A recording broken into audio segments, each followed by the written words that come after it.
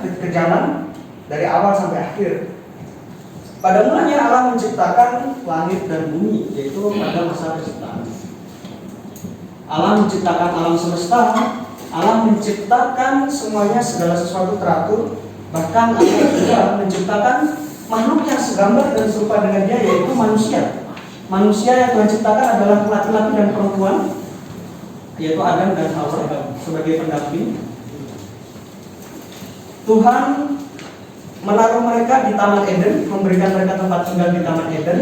Lalu di taman itu Tuhan memberikan banyak sekali kemewahan, kemewahan dalam artian dalam kecukupan hidup. Di situ banyak sekali pohon kehidupan yang buahnya bisa dimakan. Tetapi ada satu pohon di tengah-tengah Taman Eden itu yang buahnya tidak bisa atau dilarang oleh Tuhan untuk dimakan. Yaitu ini adalah pohon pengetahuan yang baik dan yang jahat. Dalam Kejadian 2, Kejadian pasal 2 ayat 16 sampai 17, Tuhan telah memberikan peringatan kepada mereka. Di ayat 17-nya spesifik, pada saat kamu memakannya, pada hari itu juga kamu akan mati. Mati di sini adalah mati secara rohani, yaitu terpisah dengan Allah. Ada satu makhluk lain yang berkepribadian, yang mempunyai kehendak bebas. Manusia diciptakan mempunyai kehendak bebas.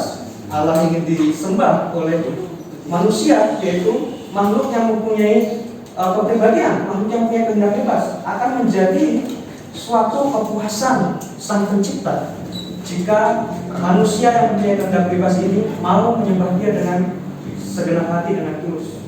Namun ada satu makhluk lain yang mempunyai kehendak bebas, tapi saya tidak akan terlalu berfokus karena keterbatasan waktu, yaitu adalah malaikat. Sebagai malaikat itu membangkang pada Tuhan. Mereka akhirnya disebut sebagai setan atau musuh.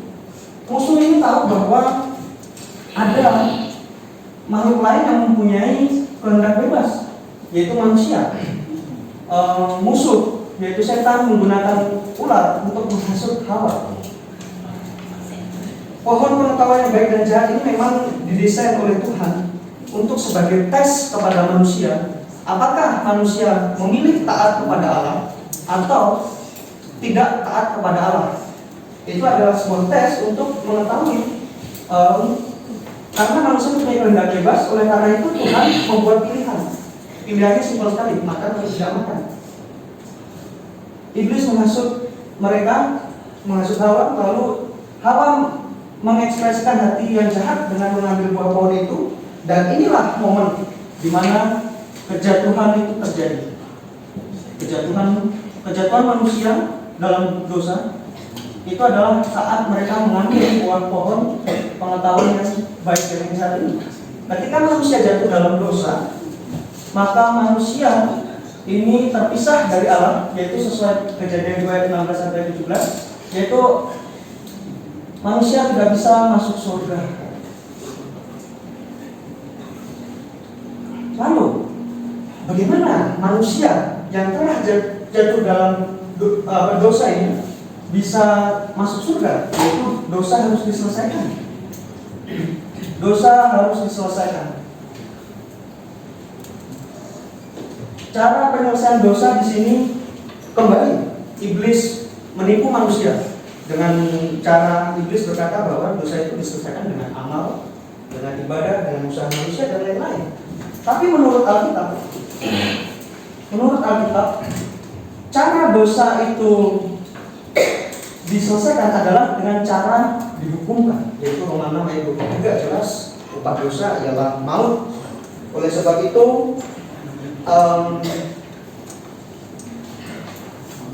itu Allah yang tidak bertentangan dengan sifat kemahaadilan dan kemahasuciannya menjanjikan kepada manusia seorang juru selamat.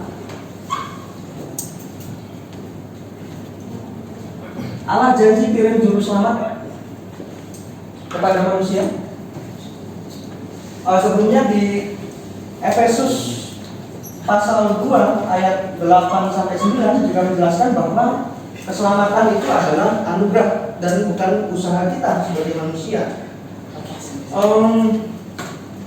Allah menjanjikan juru selamat Di dalam Kejadian 3 ayat 15 dijelaskan bahwa Allah akan mengadakan permusuhan antara keturunan perempuan yang akan merupakan keturunan ular, yaitu iblis. Ini adalah suatu janji kepada Tuhan untuk mengirimkan juru selamat yang di depan yang akan datang.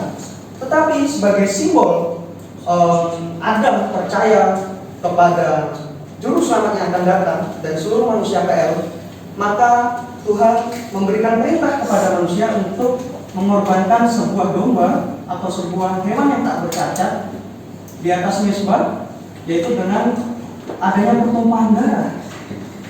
Di dalam Imamat 3 ayat 1-5 sudah dijelaskan soal ketentuan domba yang harus dikorbankan seperti apa.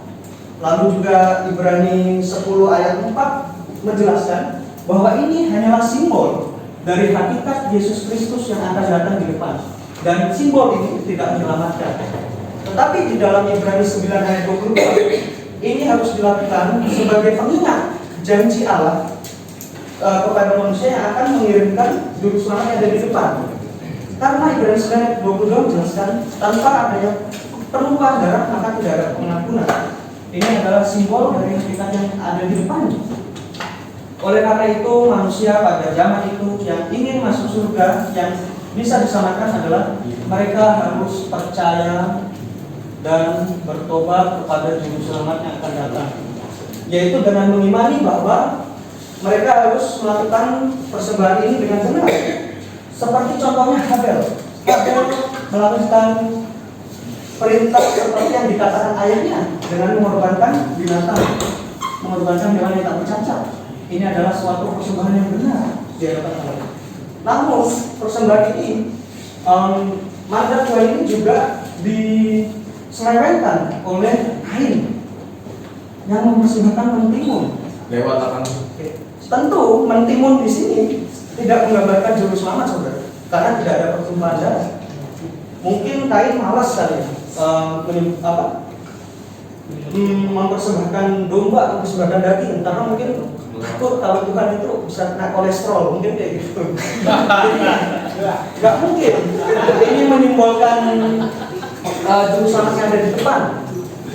Oleh karena itu, pada satu titik orang pada zaman perjanjian lama harus percaya dan bertobat serta melakukan ibadah simbolik ini dengan menjaga ibadah simbolik ini. Lalu di bagian sini juga dijelaskan bahwa dalam perjalanan waktu ada bangsa Israel yang diminta untuk menjaga ibadah simbolik ini. Namun kita tidak akan membahasnya. Hingga pada satu titik muncullah Yohanes. Yohanes muncul.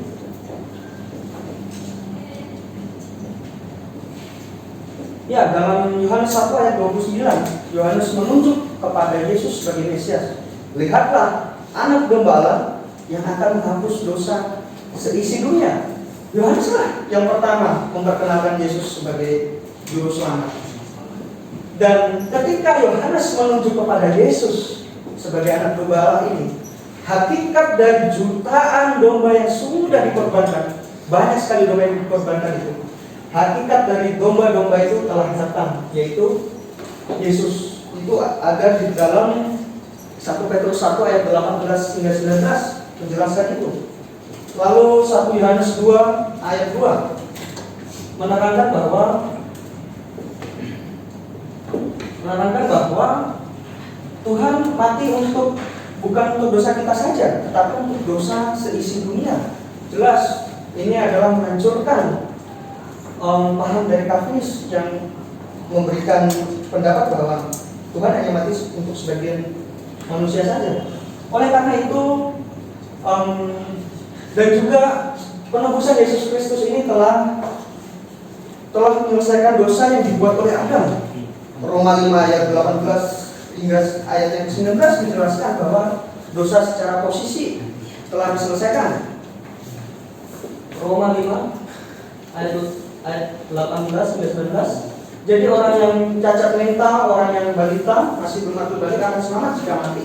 Tetapi kita yang sudah akil balik, kita harus bertobat dan percaya kepada Yesus untuk bisa diselamatkan. Jadi kita orang perjanjian baru. bagaimana bisa mencapai surga adalah kita mengimani bahwa Yesus telah mati bagi saya dan saya hidup bagi Yesus. Ini adalah transaksi rohani. Transaksi rohani. Transaksi rohani inilah bukti dari percaya dan bertobat itu. Tanpa adanya transaksi rohani ini, maka kita sebagai manusia belum benar-benar percaya dan bertobat.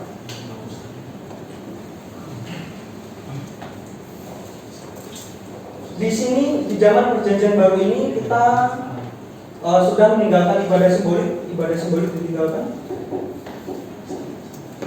Ibadah simbolik. Ibadah simbolik adalah zaman PL hingga Yesus disalibkan, dan kita sekarang adalah zaman penyembahan secara hakikat, secara hakiki.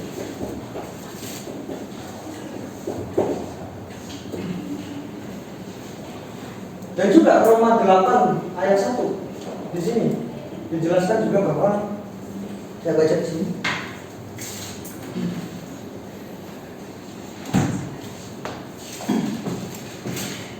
Demikianlah sekarang tidak ada penghukuman bagi mereka yang ada di dalam Kristus Yesus. Ketika kita melakukan transaksi rohani dengan Yesus, maka kita ada di dalam Yesus. Ini Yesus.